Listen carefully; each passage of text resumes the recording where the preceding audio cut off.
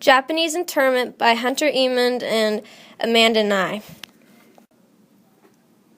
During World War II, the U.S. put Japanese Americans in internment camps because they were at war with Japan and didn't want to have anything to do with Japan.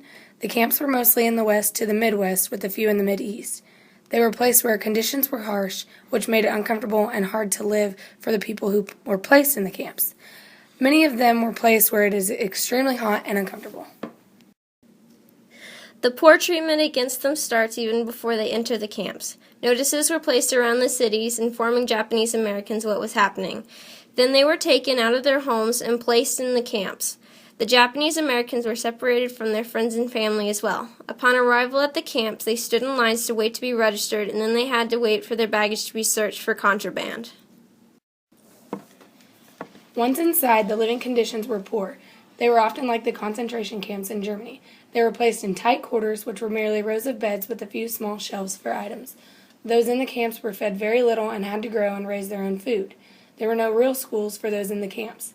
The children were taught by adults in the camps who were paid very little for the job.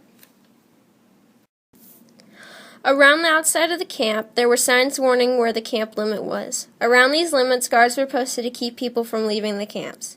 Even after the war was over and the internees were released, people were still prejudiced against them, and life remained hard for the Japanese Americans.